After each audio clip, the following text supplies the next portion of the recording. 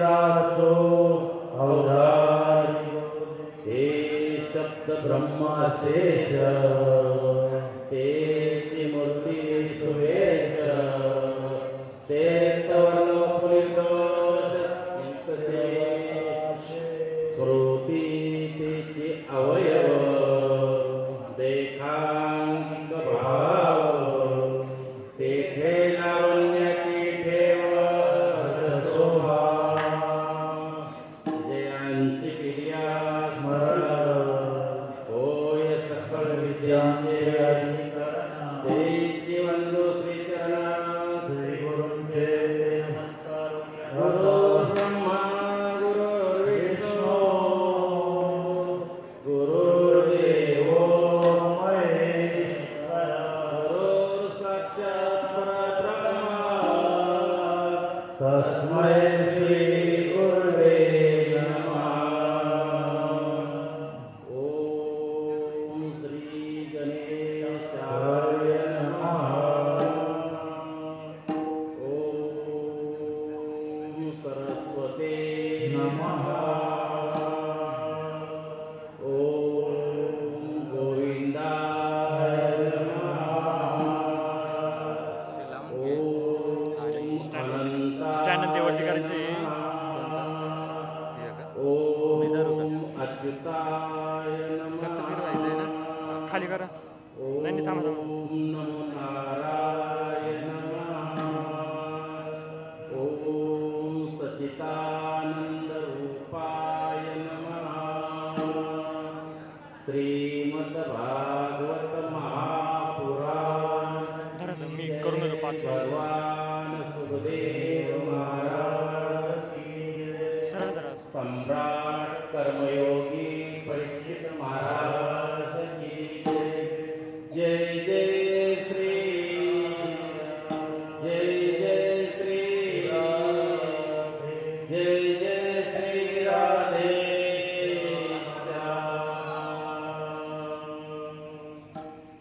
हरी श्री कृष्ण गोविंद हरे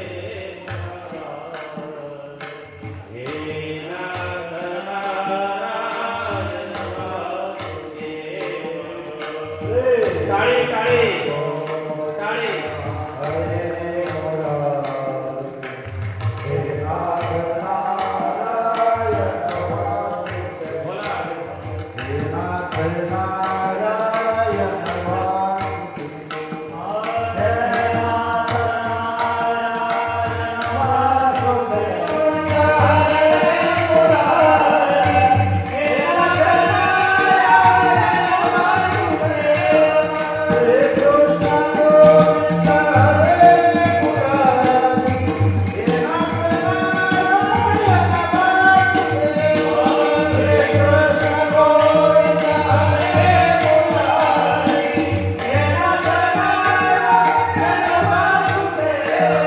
राजा राम राम राम सीता राम राम राम बोला राजा राम राम राम सीता राम राम राम बोला राजा राम राम राम सीता राम राम राम राधे श्याम श्याम श्याम राधे श्याम श्याम श्याम जय हो राधे श्याम श्याम श्याम राधे श्याम श्याम श्याम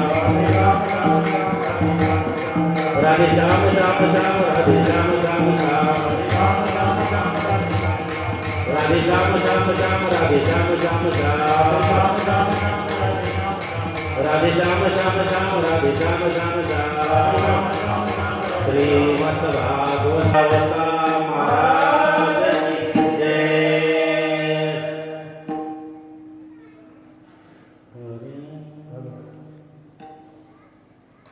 आपल्या या कसबेसुकीने नगरीमध्ये प्रभू रामचंद्रांच्या पदस्पर्शाने पावन झालेली ही कसबेसुकीने भूमी आणि त्यात काशी क्षत्रिय माळी समाज उन्नती मंडळ कसबेसुकीने अनेक वर्षापासून गेल्या 26 वर्षापासून चालत आलेला अखंड हरिनाम सप्ताह सत्य सत्यामध्ये सकाळी काकडा भजन, ज्ञानेश्वरी पारायण, नेतृत्व हरिभक्ती पारायण, संजय महाराज तिडकी हरिभक्ती पारायण, आपल्या समाजाचे भूषण अध्यक्ष सदाशिव अप्पा शेवकर, तसेच आपले गावाचं भूषण आदरणीय हरिभक्ती पारायण लक्ष्मण महाराज पडवळ यांच्या सुंदर अशा या नेतृत्वामध्ये ज्ञानेश्वरी पारायण,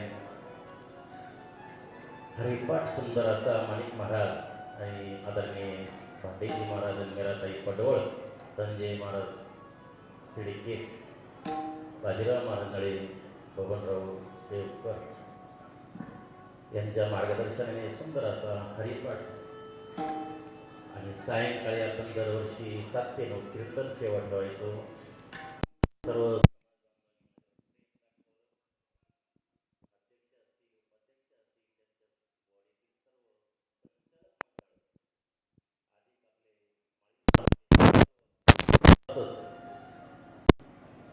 सर्व प्रभू तुम्ही महिषाची या मूर्ती समोर तुम्ही जेवढे बसले तेवढे मला ज्ञानोबा तुकोबराय दिसतात, माता मावल्या तेवढ्या जनाबाई, मुक्ताबाई, मीराबाई दिसत्या.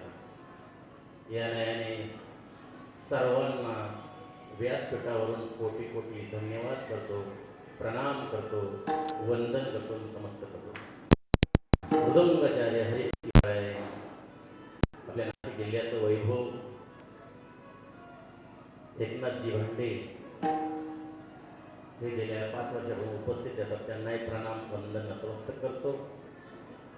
आपले चिरंजीव आदरणीय हरिभक्ती पारायण अथर्वजी महाराज, अतिशय उत्कृष्ट ख्यातनाम, ज्यांनी नाव कमावलं थोड्या दिवसात लहान वयामध्ये, अथर्व महाराज पडवळ यांनाही व्यासपीठावरून प्रणाम, वंदन, नमस्कार करतो. आज या कार्यक्रमासाठी ज्यांची उपस्थिती आहे, अतिशय माझ्यावर प्रेम करणारे, गेल्या 2 महिन्यापूर्वी नाशिकला भागवत धनु रोज यायचे असे आदरणीय हरिभक्ती पारायण नारायण महाराज मौले मोवाडी, रामनाथ दत्त्या भंडारे आदी करून सर्वच श्रोते सज्जन मायबाप तुम्हाला सगळ्यांना व्यासपीठावरून प्रणाम करतो, वंदन करतो, नतमस्तक करतो आणि सेवेला प्रारंभ करतो. बघा, श्रीमद भागवत महापुराण पुढे मीटिंगमध्ये चर्चा झाली व काहीतरी कथा यंदा मावल्यांना आपण ऐकू, श्रोत्या सज्जन मायबापांना ऐकू आणि सर्वांनी एकजुटीने कार्यक्रम ठेवला कथेचा. कीर्तन आहे, माध्यम चांगलं आहे, सुंदर आहे, उत्तम आहे, पण थोडंसं सर्व बॉडीच्या लोकांना वाटलं, आमचे अध्यक्ष, उपाध्यक्ष, संचालक बॉडी आणि नंतर 1 तारखेला सर्वांनी हात वर करून सांगितलं नरहरी महाराजांचं भागवत ठेवा, कथा ऐकायला मिळतील. त्या न्यायाने आज आपण प्रारंभ करीत आहोत भागवत कथे. भगवान श्रीकृष्ण परमात्मा ज्या वेळेला निजधामाला गेले, प्रबंधाची थाप चालून ठेवायची मध्ये, ज्या वेळेला भगवान श्रीकृष्ण निजधामाला निघून गेले त्या क्षणी कलियुग लागला. त्या क्षणी कलियुग लागला आणि कलियुग लागल्यानंतर 88,000 ऋषी मुनी ब्रह्मदेवाकडे गेले सत्य लोकामध्ये आणि ब्रह्मदेवाला भगवान श्रीकृष्ण परमात्मा निजधामाला निघून गेले आणि आम्हाला कलियुग लागलेला आहे, घोर कलियुग दिसतोय. परीक्षित राजाने त्याला मोकळं करून दिलेलं आहे. त्याचे गुण जरी वाईट असले पण एक गुण खूप चांगला आहे त्याचा, असा कली प्रवेश केलेला आहे. ब्रह्मदेवाने सांगितलं, चिंता करू नका, मी मनश्चक्र पाठवतो. हे मनश्चक्र जिथं स्थिर होईल तिथं सर्व तुम्ही ऋषी मुनी जा, तिथं सत्कर्म करा. भगवान ब्रह्मदेव 88,000 ऋषी मुनींना सांगू लागलेले, मी मनश्चक्र सोडतोय, म्हणजे मनश्चक्र जिथं स्थिर होईल त्या ठिकाणी तुम्ही सत्कर्म करा. त्याप्रमाणे ब्रह्मदेवाने मनश्चक्र सोडलं सत्य लोकामधून आणि मनश्चक्र सोडल्यानंतर ते नैमिष अरण्यामध्ये स्थिर झाले. नैमिष अरण्यामध्ये स्थिर झाल्यानंतर ऋषीमुनी तिथे गेले आणि भगवान सुत नाही सूत त्यांची मातोश्री ब्राह्मण आहे आणि वडील क्षत्रिय. त्यांचा पुत्र म्हणजे ब्राह्मण आणि क्षत्रिय, वडील क्षत्रिय, आई ब्राह्मण आहे आणि त्यांच्या पोटी भगवान सुत हे शुक्राचार्यांचेच शिष्य आहे. आणि सगळ्यांनी जय जयकार केला सुत महाराजांचा आणि व्यासपीठावर बसवलं सुत महाराजांना नैमिष अरण्यामध्ये. आणि नैमिष अरण्यामध्ये सुतांना व्यासपीठावर बसवल्यानंतर भगवान सुत शैवनिक ऋषींना नैमिष अरण्यामध्ये भागवत कथा सांगतात. हा कलियुग आहे. या कलियुगाचं साधन सांगितलं सुत महाराजांनी शैवनिक ऋषींना. हा घोर कलियुग लागलेला आहे. मग या कलियुगामध्ये एक गुण चांगलं आहे, सुलभ आहे, सोपं आहे, नामसकीर्तन सुलभ आहे.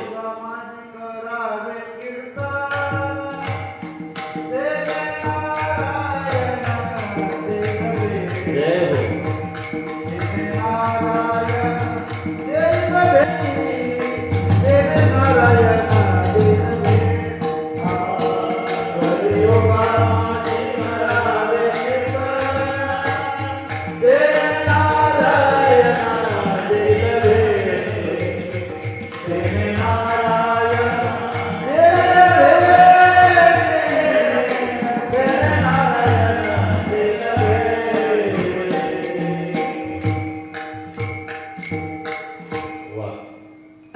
नाम संकीर्तनाने तेने नारायण देईल भेटी. भगवान परमात्मा भेट देत असतो. भगवान निर्धामाला गेले त्याला उद्धव विचारला, देवा तो चालला आता निर्धामाला, कलियुग लागलेला आहे, पण आमचं काय? भगवान कृष्ण परमात्मा उद्धवाला सांगितलं, अर्जुन होता तिथं, सारथी होता, सांगितलं उद्धवा मी श्रीमद भागवत महापुराणाच्या निमित्ताने त्या ग्रंथाच्या रूपाने मी कथेतच राहील. श्रीमद भागवत महापुराण म्हणजे भगवान कृष्ण परमात्म्याचा आत्मा आहे. तो ग्रंथ नाही, ग्रंथ नाहीये, तो साक्षात श्रीकृष्ण परमात्मा आहे. आणि 10वा स्कंद म्हणजे आत्मा आहे, त्याचा आत्मा आहे. म्हणून या कलियुगामध्ये योग या जप तप होम अनुष्ठान ज्ञान वैराग्याला महत्व कमी दिलेलं आहे आणि भक्तीला महत्व दिलेलं आहे. भक्तीला म्हणून शैवनिक ऋषींनी प्रश्न केला होता भगवान सुतांना, कलियुगामध्ये सगळ्यात सोपं साधन नामसंकीर्तन साधन पै सोप, हे सुलभ आहे आणि सोपं पण आहे. मग महाराजांनी दुसरा प्रश्न केला, या कलियुगामध्ये देवर्षी नारद सत्य लोकातून भ्रमण करीत, या पृथ्वीचा महिमा त्यांना माहित होता. या पृथ्वीवर 349 तीर्थ आलेले भागवतात सांगितले. भगवान सुत शैवनिक ऋषींना सांगतात, ऋषींनो ही भारत भूमी जगात श्रेष्ठ सांगितली आहे, जम्बोद्वीप. या भारत भूमीमध्ये 249 तीर्थ सांगितले म्हणजे गंगा. त्यात स्वामींनी 2 सांगितलेले आहे. एक उत्तर भारतातली गंगा आणि आपली दक्षिणेकडील गोदावरी. या स्वामींनी 2334 उपगंगा सांगितलेल्या आहेत, उपनद्या. 18 वनस्पती भार आहे. या भारत देशामध्ये 11 प्रकारची माती आहे, जगात कुठेच नाही. 11 प्रकारची माती या देशामध्ये, भारत देशामध्ये. या भारत देशामध्ये ऋषीमुनींची, साधू संतांची भूमी. त्यात आपला महाराष्ट्र 18 दशक साधू संत महात्मे. या भारत भूमीमध्ये पवित्र असे संत, पवित्र असे कुळ. तेथे हरचलास जय हो. तेथे हरचलास राधे राधे.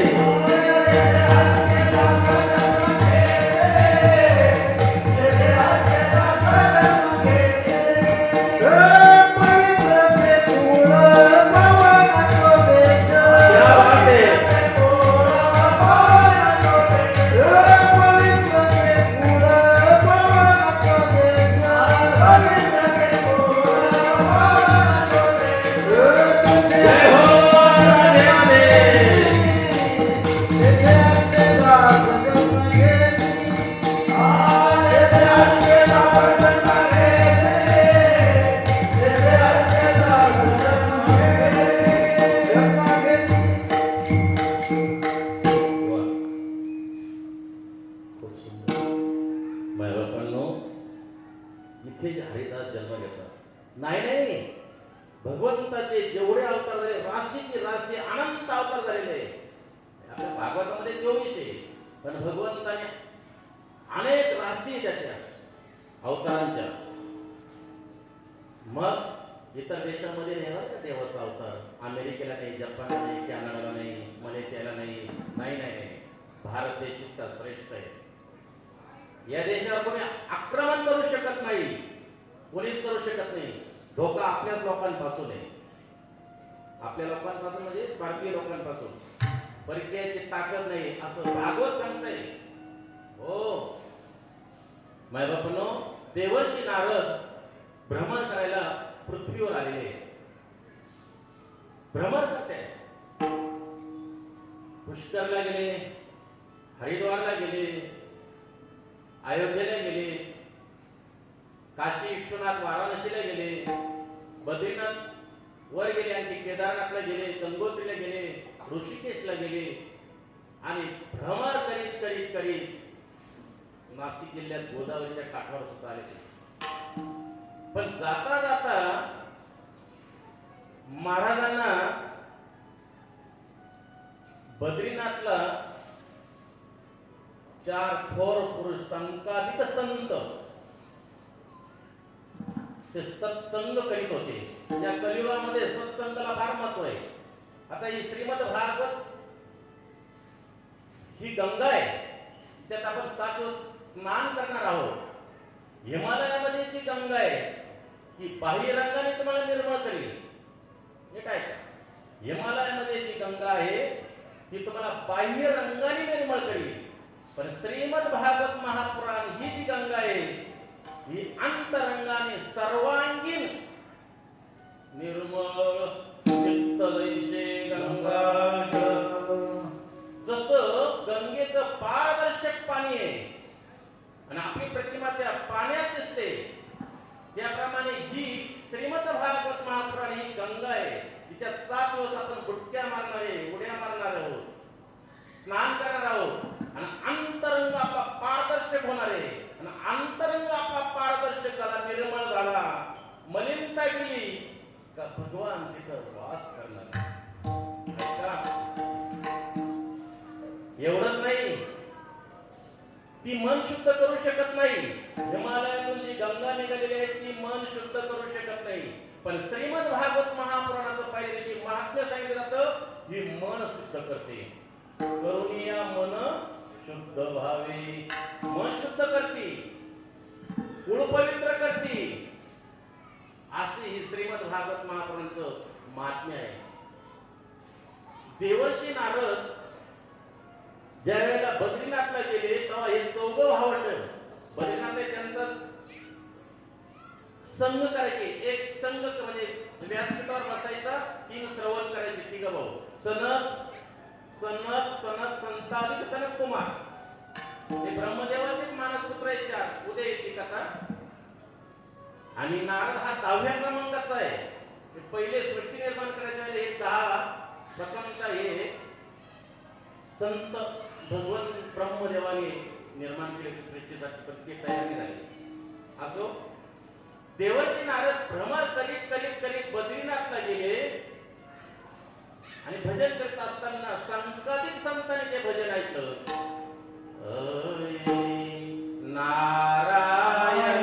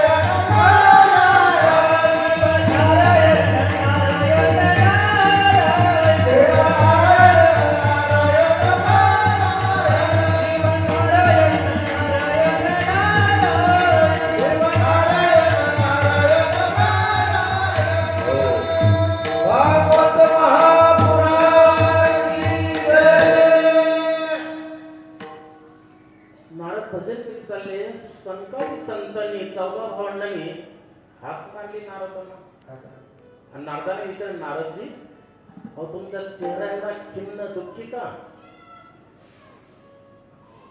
एवढा चेहरा तुमचा दुःखी का उदास का जसे एखाद्याची चोरी व्हावी आणि चोरी झाल्यावर आपण कसं उदास खिन्न पडलेला असतो तसे नारद दुःखी होते संकादिक संतांनी विचारलं तुला एवढं दुःखी का नारद त्याला नारद सांगू लागले संकादिक संतांना हे संतादिक सनत कुमार मी या पृथ्वी लोकामध्ये भ्रमण करत असताना मला पुढे जप दिसला नाही पुढे तप दिसलं नाही पुढे सत्य दिसलं नाही तपश्चर्या दिसली नाही सत्कर्म दिसला नाही दान धर्म दिसला नाही हा कलियुगाचा वारा आहे नारद सांगू लागले संकादिक संतांना आणि मी बघितलं नारद सांगू लागले बद्रीनाथला संकादिक संतांना भावाभावांमध्ये तालमेल नाही समतोल नाही प्रमाण देऊन सांगतो पदार्थ नाही आईला एवढा बहुमान नाही राहिला या कलियुगामध्ये पत्नीला जास्त बहुमान आहे भावाला एवढा बहुमान नाही राहिला एवढा साल्याला आहे म्हणजे मेवण्याला प्रमाण देतो मी आई रे वाह, क्या बात है दुनिया जय हो आई रे बेमान दुनिया राधे राधे ओ आई रे बेमान दुनिया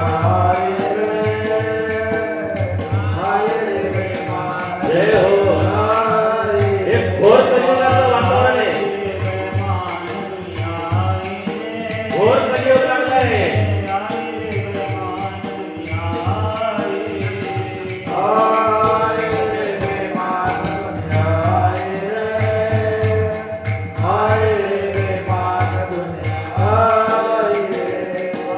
बड़े भाई को कोई नहीं जाने बड़े भाई को कोई नहीं जाने साले को बहुमान आए मां जय हो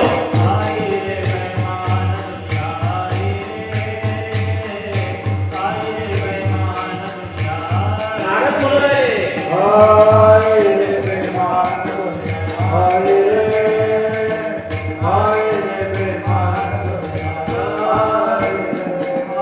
माया को कोई नहीं जाने माया को कोई नहीं जाने औरत को बहुमान जय हो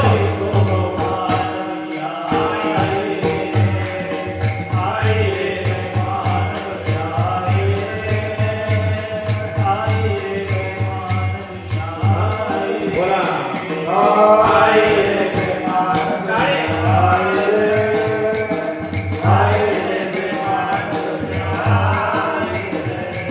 साधु संत को कोई नहीं माने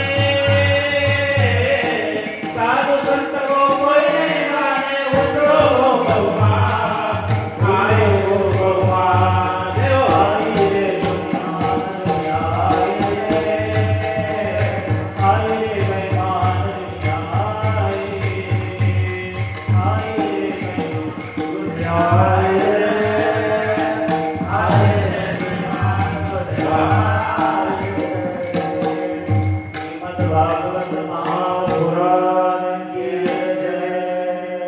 हे आता जे तुम्हाला 3 प्रमाण दिले हे नारद संकादिक संतांना सांगू राहिले मला समाधान नाही मी आलो समाधानासाठी या मृत्यू लोकामध्ये मी पृथ्वीचा महिमा ऐकलेला आहे मी सर्व तीर्थ ऐकलेले पण मला जप दिसलं नाही तप दिसलं नाही होम दिसला नाही अनुष्ठान दिसलं नाही पोट भरू दिसले सगळे सर्व पोट भरतात ते पोट भरायवरच भांडण चाललेले असं नारद संकादिकांना बद्रीनाथला सांगायचे पुढे ऐका नारदाने सांगितलं मला अधर्म आणि अत्याचार जास्त दिसलाय मृत्यू लोकांमध्ये भगवान कृष्ण परमात्मा गेल्यानंतर हा कलियुग आहे नारदाने सांगितलं मला एक दृष्टी असं दिसलं बायको पलंगावर बसलेली आणि आई पाणी वाहते वा हे नारद सांगून राहिलेले संकटिकांना. मी भागवतातच सांगतोय. मंचकावरी पैसे राणी, मंचकावरी पैसे राणी, मंचकावरी पैसे राणी, मंचकावरी पैसे राणी. माता वाहत असे, माता वाहत असे, माता वाहत असे पाणी, माता वाहत असे, माता वाहत असे, माता वाहत असे पाणी. मंचकावरी पैसे राणी, मंचकावरी पैसे राणी, मंचकावरी पैसे राणी.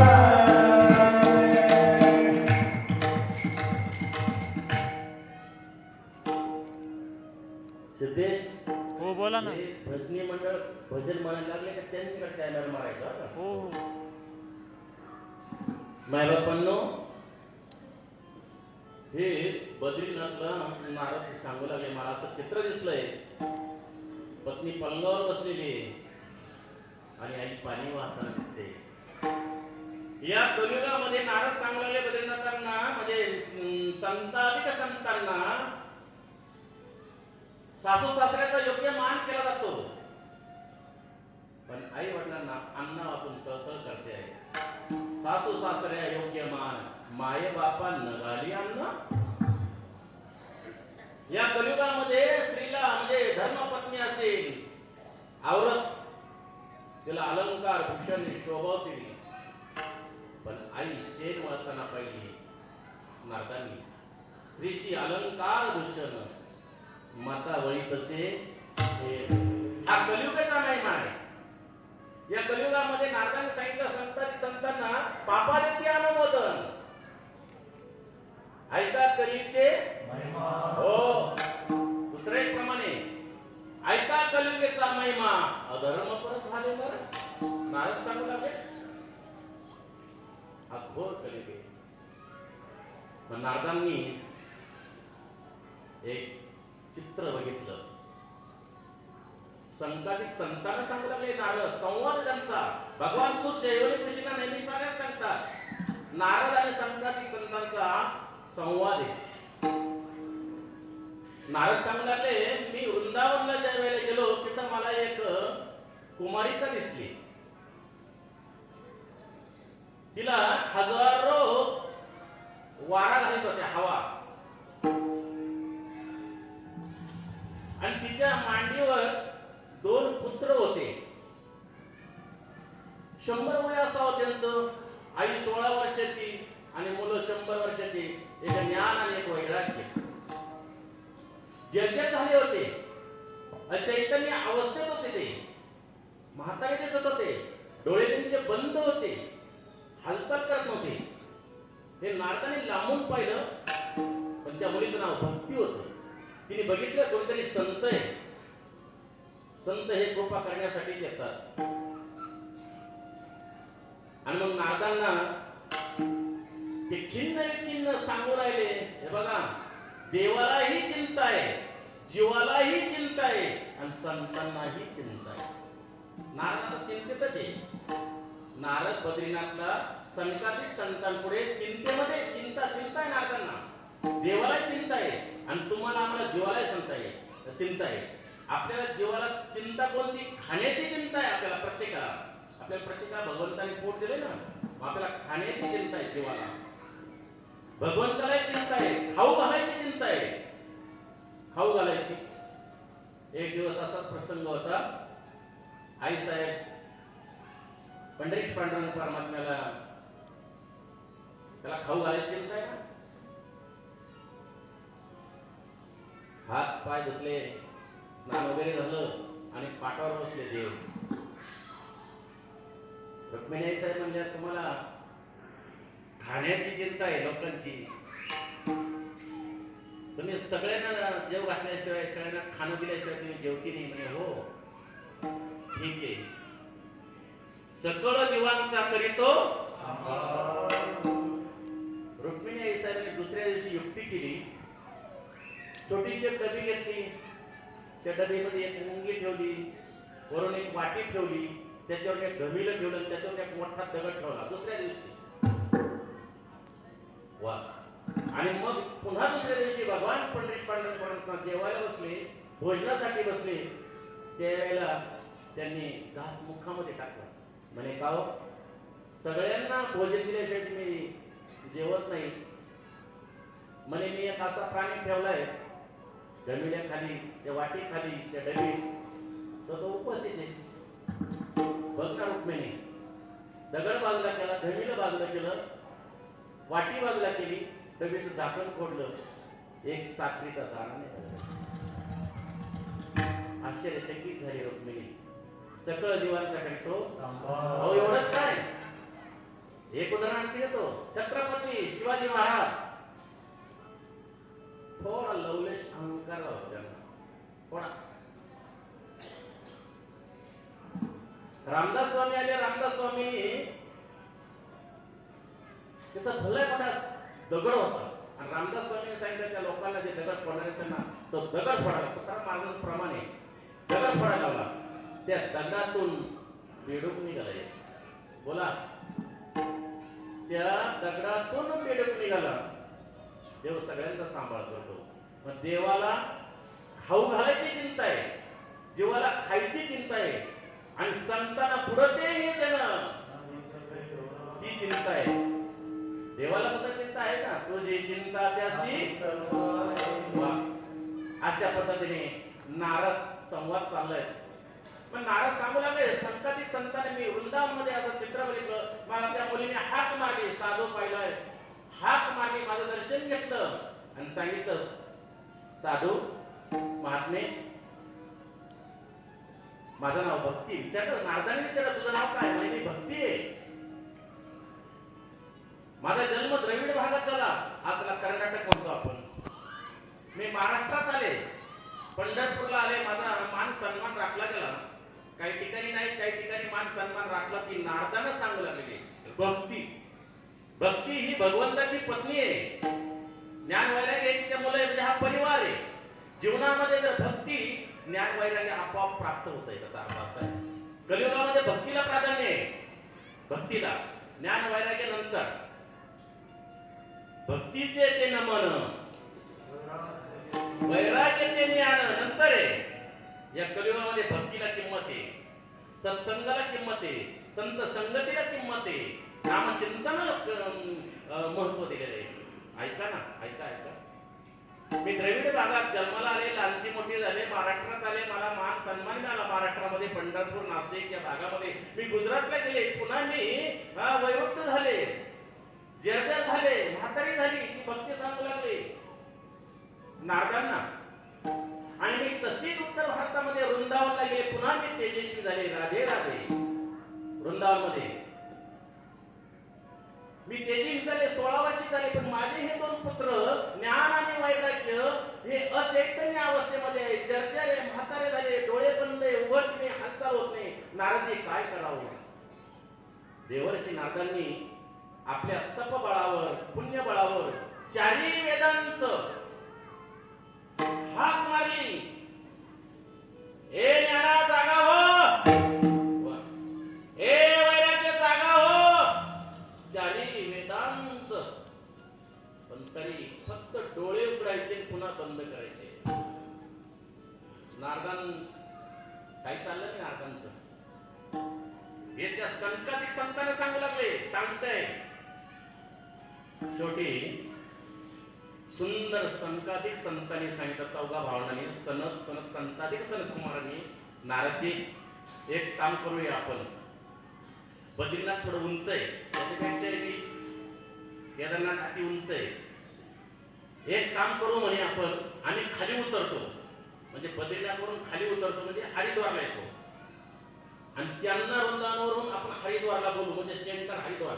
हरिद्वार याचा अर्थ बद्रीनाथ हे वैष्णव आहे, भगवान विष्णूचा अवतार आहे, वैष्णव आहे, म्हणून हरिद्वार. आणि दुसरे एक नाव आहे हरद्वार. हरद्वार म्हणजे काय? तिथूनच मार्ग आहे केदारनाथला जायला, बरोबर? हे मी भागवतात सांगतो, मी काही केलेलो नाही, पण भागवतात ते हरद्वार, हर म्हणजे केदारनाथ, देवांचा देव महादेव. जे जे गेले असतील केदारनाथ, आजही माझे पांडव स्वर्गावरून उद्या येईल. पांडव आहे तिथं आजही, उद्या येईल तो प्रसंग. हरद्वार पण म्हणतात, हरिद्वार पण म्हणतात. मग संकाधिक संत सांगू लागले नारदांना, नारदजी एक काम करा, आम्ही परत खाली उतरतो म्हणजे हरिद्वारला येतो आणि ते ज्ञान वैराग्य भक्ती त्यांना थोडं पुढं बोलवा म्हणजे हरिद्वारला. आणि तिथं आनंद घाट आहे, तुम्ही गेले असाल हरिद्वारला.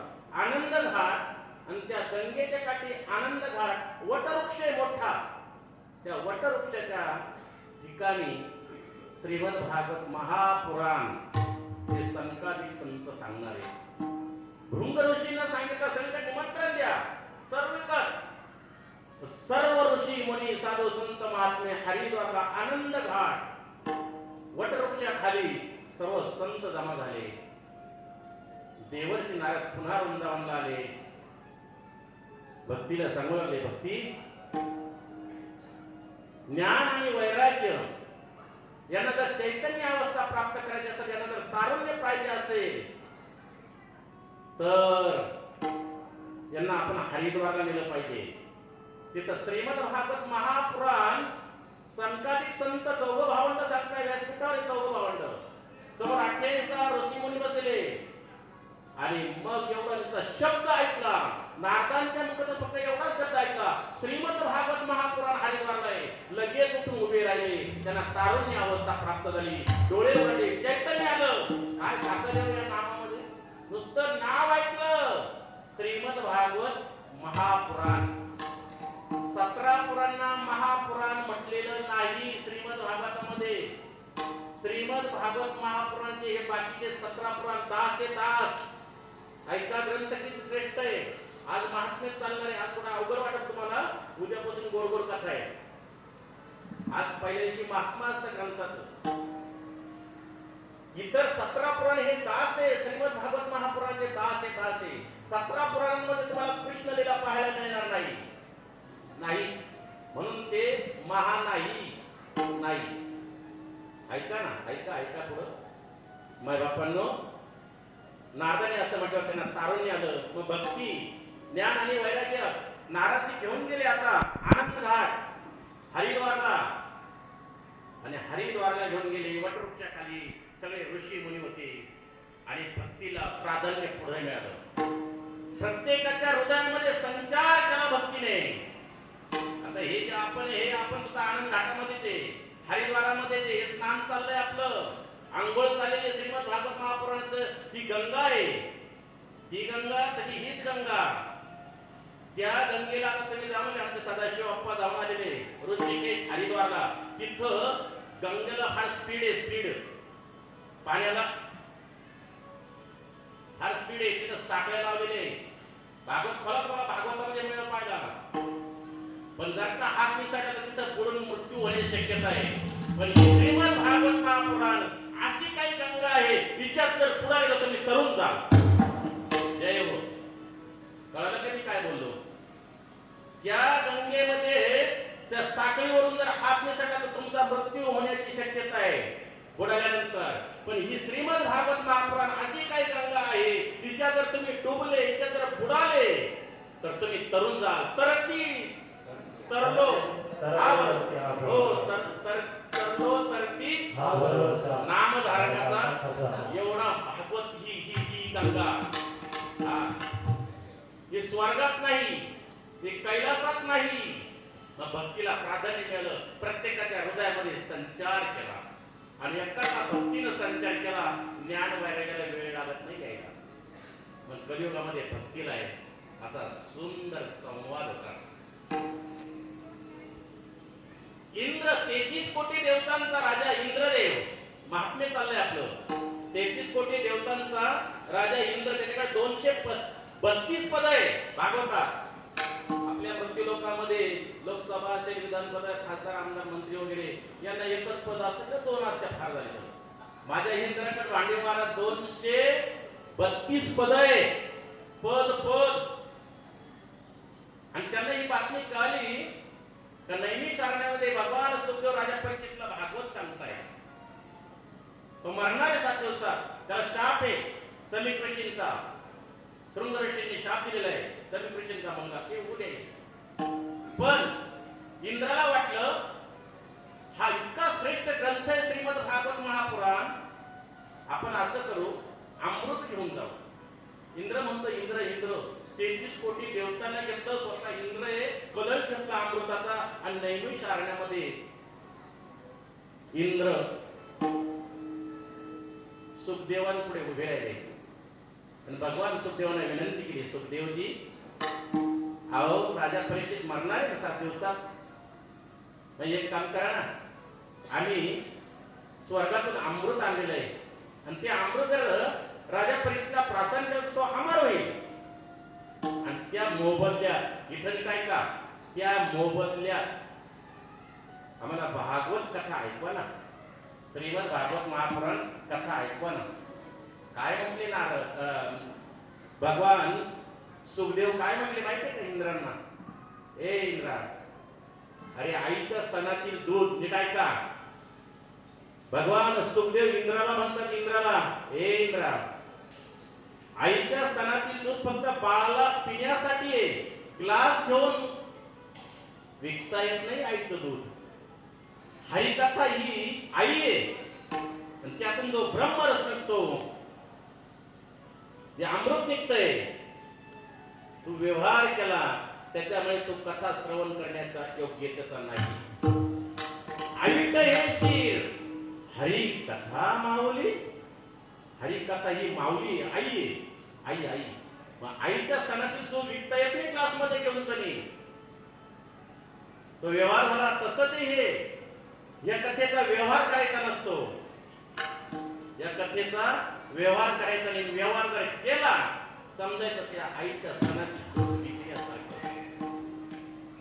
म्हणून स्वर्गातील देवांना सुद्धा दुर्मिळ ही कथा नाही. नाही अमृतापेक्षाही नाम श्रेष्ठ आहे.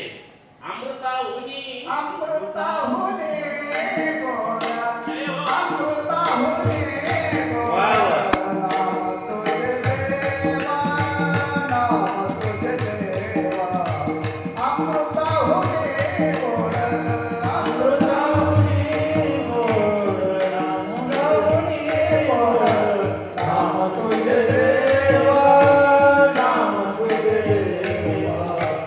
अमृता होणे गोरा, अमृता होणे गोरा. जय हो. नाम तुझे देवा, नाम तुझे देवा. नाम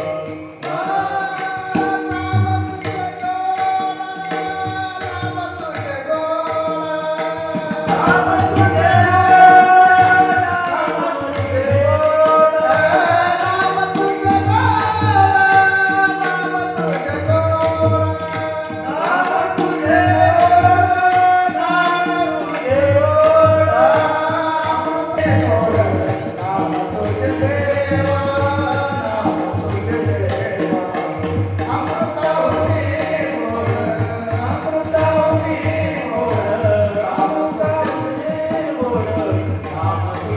गोरा, नाम तुझे हो.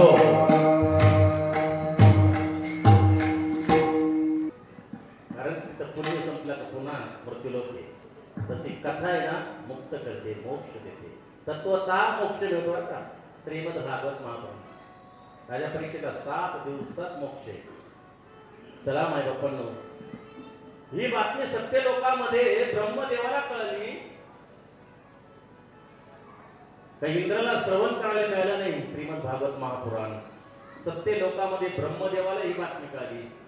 मग ब्रह्मदेवानी विश्वातील सगळे ग्रंथ, विश्वातील बरं का सर्व ग्रंथ एका पारड्यात टाकले आणि श्रीमद भागवत महापुराण एका पारड्यात टाकलं आणि तोलण्याचा प्रयत्न केला ब्रह्मदेवाने सत्य लोकांमध्ये. मायबापाने विश्वातील सगळे ग्रंथ ते पारड वरती गेलं आणि श्रीमद भागवत महापुराणाचं पारड खाली राहिलं.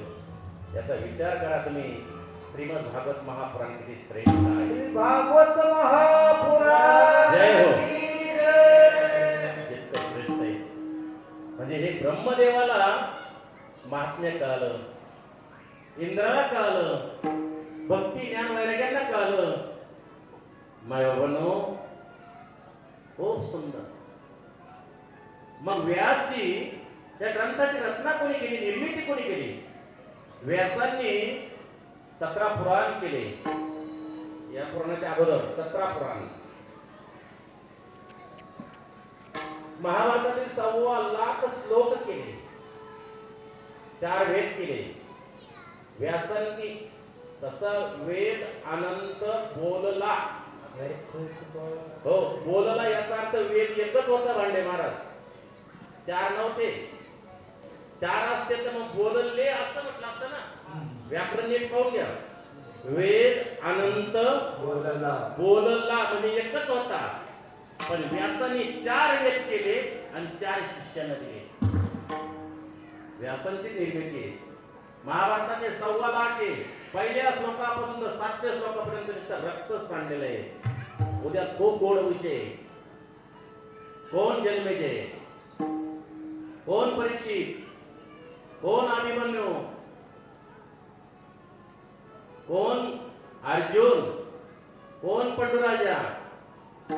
हे कोणाला माहिती आहे पंडुराजाच्या वडिलांचं नाव? मी एकाला 4 दिवसापासून सांगितले पंडुराजाचं नाव, वडिलांचं नाव सांग.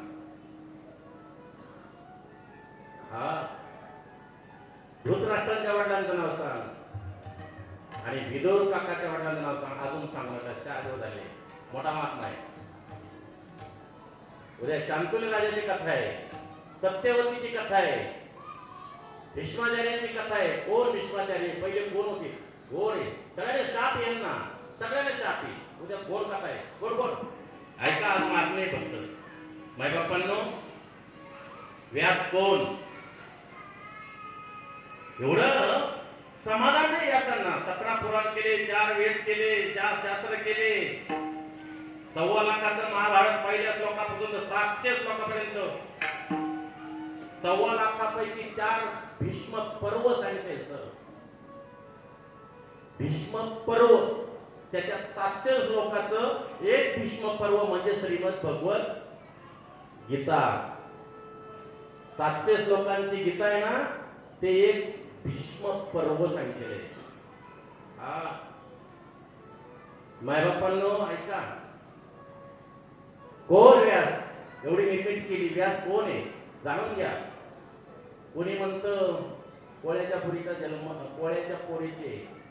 कोण काय, कोण काय. कोणी म्हणतं कोळ्याचे, कोणी म्हणतं भोयाचे, कोणी म्हणतं माशा पकडायचे. नीट ऐका. पार्श्वभूमी पाठीमागची जाणल्याशिवाय मोठमोठ्या महात्म्यांच्या मुखातून ऐकले मी. व्यास कोळ्याचे म्हणे. अरे धडधडीत म्हणले ब्राह्मण आहे. ते ब्राह्मण आहे. व्यास कोण आहे? ब्राह्मण आहे. ब्राह्मण. पाठीमागचा इतिहास बघा, पाठीमागचा इतिहास. चला, व्यास कोण आहे? मायबापांनो, आद्रिका नावाची एक अप्सरा आहे, देवांगना. ती स्वर्गात असते आणि ती देवांगना उत्तर भारतामध्ये ब्रह्ममुहूर्तावर गंगेच्या काठी फेरफटका मारायला रोज येत असते. जसं आपण हे अति श्रीमंत लोक जर पाहिले तुम्ही रस्त्याला फेरफटके मारतात. धनवान, आपल्या गावात कोण नाही धनवान, पण सकाळी जर बघितले तुम्ही रेट राईट शहरांमध्ये असे वाजतच चालतात त्यांचे फोटो. तशीच ती आद्रिका स्वर्गातील देवांगना अप्सरा उत्तर भारतामध्ये गंगेच्या काठी 2-2.5 किलोमीटर सकाळी सकाळी ब्रह्ममुहूर्त आनंद घेत होती. सुंदर असे पशु पक्षी चूचू असे आवाज करतात, कोकिळा गायन करतात, मोर नाचतात, ते वृक्ष डोलतात. ते सकाळचा सुंदर असा प्राणवायू आहे, ऑक्सिजन. आणि ती आद्रिका फिरते तेवढ्या 2-2.5 किलोमीटर पट्ट्यामध्ये. पण ऐका ना, आपल्याला व्यास कोण आहे ते तुम्हाला सांगायचंय. व्यास मायबापांनो, काही साधू संत महात्मे त्या गंगेच्या काठी जप करीत होते. कोणी तप करीत होतं, कोणी होम करीत होतं, कोणी अनुष्ठान करीत होतं, कोणी नामचिंतन करीत होतं, कोणी ध्यानाला लागले होते, कोणी मनन करीत होतं, कोणी एका पायावर तप करीत होतं. असे अनेक साधू संत महात्मे तिथं तप करीत होते. ही देवांगना इतकी सुंदर होती, म्हणजे आद्रिका इतकी सुंदर होती, तिला पाहून जो एक पायावर तप करीत होता त्याने दुसरा पाय खाली ठेवून दिला मांडीवर. ज्याला ध्यान लागत नव्हतं तिला पाहिल्यानंतर तपश्चर्या भंग झाली, जप भंग झाला, सत्कर्म बंद पडलं, होम हवन बंद पडले तिला पाहून. सगळ्या साधू संतांनी तिला विचारलं, हे कोण आहे तू? तिने सांगितलं, मी आद्रिका आहे, स्वर्गातील देवांगना आहे, अप्सरा आहे. काय करते इथं? मी सकाळचं प्राणवायू आनंद घेते गंगेच्या काठी, सुंदर अशा वातावरणामध्ये ब्रह्ममुहूर्तामध्ये 5-4 वाजेच्या सुमारास. अगं पण तू आनंद घेते, पण आमचं नुकसान झालं ना, आमची तपश्चर्या केली, आमचं तप केलं, आमची होम हवन केलं. ती म्हटली, ए ऋषींनो, तुमचे इंद्रिय तुमच्या ताब्यात नाही, माझा काय दोष आहे? तुमचे इंद्रिय तुमच्या ताब्यात नाही, माझा काय दोष आहे? शेवटी तिला शाप दिला त्या ऋषीमुनीने. हे आद्रिका, तू मासोळी होशील, माशाची पत्नी मासोळी होशील आणि एवढ्या 2-2.5 किलोमीटर पट्ट्यामध्येच फिरशील. शाप दिला ऋषींनी. तिने सांगितलं, ऋषींनो, माझा काही दोष नसताना मला एवढा मोठा घोर शाप नकोय, जरा उशाप द्या काहीतरी. साधू संतांनी सांगितलं, हे आद्रिका, तुला कमीत कमी 6 म्हणजे 12 घंटे तरी मासोळी व्हावं लागलं. 12 तास देवांगना राहशील, अप्सरा राहशील. त्या न्यायाने ती आता देवांगना झालेली 12 तास आणि 12 तास मासोळी. कधी दिवसा मासोळी व्हायची, रात्रीची देवांगना अप्सरा राहायची. कधी रात्रीची मासोळी व्हायची, दिवसा देवांगना अप्सरा राहायची. आद्रिका एक दिवस ती राजाच्या नजरेस आली. एका राजाने तिला पत्नी म्हणून स्वीकारली. नीट ऐका, 24 अवतारांपैकी हा महत्वाचा अवतार आहे वेद व्यासजी. एवढी संपत्ती, लाखो श्लोक, हो वेद व्यासजी. व्यास कोण? 24 अवतार आहे. भगवान सेवनी कृष्णा नेहमी सांगतात 24 अवतार आहे. पहिला अवतार सांगालिक संत, दुसरा अवतार वराह अवतार, तिसरा अवतार नारद अवतार, चौथा नरनारायण, 5वा कपिल, 6वा दत्तात्रय, 7वा यज्ञदेव, 8वा ऋष, 9वा पृथु, 10वा मत्स्य, 11वा कच्छ, 12वा मोहिनी, 13वा धन्वंतरी, 14वा नरसिंह भगवान, 15वा वामन, 16वा परशुराम, 17वा वेद व्यासजी. अवतार घ्यायचा. व्यास कोण? एवढी संपत्ती जगाला दिली, तुम्हाला आम्हाला दिली, हे त्याचं उद्दिष्ट आहे सगळं. आपलं काही नाही तरी आम्ही मिरवितो, आपलं काही नाही. याच्यासाठी जप, याच्यासाठी तप, याच्यासाठी जप, याच्यासाठी तप. व्यासे आम भद्र केले, ओ व्यासे आम भद्र केले. याच्यासाठी जप, याच्यासाठी तप, याच्यासाठी तप, याच्यासाठी तप. व्यासे आम भद्र केले, ओ व्यासे आम भद्र केले. जय हो. माय बापांनो, 17वा वेद व्यासजी, 18वा प्रभू रामचंद्र, 19वा बलराम आणि 20वा कृष्ण. कृष्ण म्हणजे 20वा देवर का, आपल्याला 20वा मिळतो. तुका म्हणे माझा श्रीकृष्ण 20वा. क्या बात आहे, वा. तुका म्हणे माझा श्रीकृष्ण 20वा. माय बाप्पांनो, कृष्णाची कथा म्हणजे आपल्याला 20वा मिळतो, म्हणून त्याचा 20वा अवतार आहे. 21वा हंस, 22 हरी, 23 बुद्ध आणि 24वा कलंकी, त्याचा उल्लेख आलेला आहे. असं 24 अवतारापैकी हा महत्वाचा अवतार वेद व्यास कोण आहे ते जाणतोय आपण. चला पुढे. एका राजाची ती कन्या म्हणजे पत्नी झाली आद्रिका, पण ती 12 तास श्रीरायची 12 तास मासळीची. एक दिवस एक भोई मासे पकडणारा कोळी जाळं टाकलं त्याने, आणि त्या दिवशी नेमकी दिवसा मासळी झाली होती. तिला दिवस गेलेले होते त्या मासळीला, त्या आद्रिकेला. आद्रिका स्वर्गातल्या अप्सरा, तिला दिवस गेले होते. ती मासळी नेमकी त्या भोयाच्या त्या कोळ्याच्या जाळ्यात सापडली. जाळं वरती घेतलं त्या भोयाने आणि पाहिलं आज एकच मासळी आली, पण मोठी आली म्हणे. घरी गेला, आपल्या पत्नीला सांगू लागला, अगं आज काही मासे नाही मिळाले, पण एकच मासोळी मोठी मिळाली आज. घरी तिचा शिरछेद करू वगैरे वगैरे. काटली माय बाप्पांनो. त्याच्यातून 2 बालक आले, एक कन्या आली आणि एक पुत्र आला. भोयाला आनंद झाला, आनंद झाला.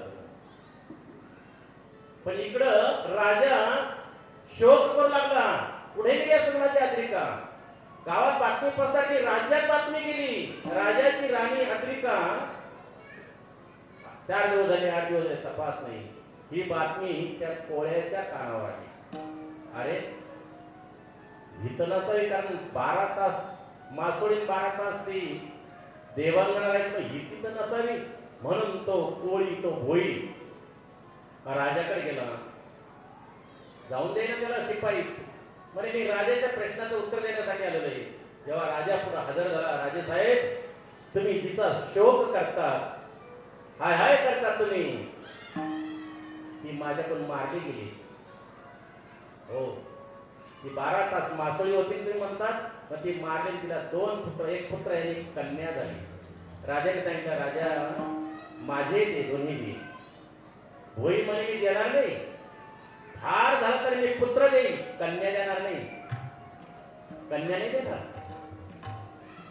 कारण का देणार नाही? ती माहेरचाही 21 कुळांचा उद्धार करते आणि सासरचाही 21 कुळांचा उद्धार करते. कन्या. राजा दोन्ही मागत होते, पण नाही दिले.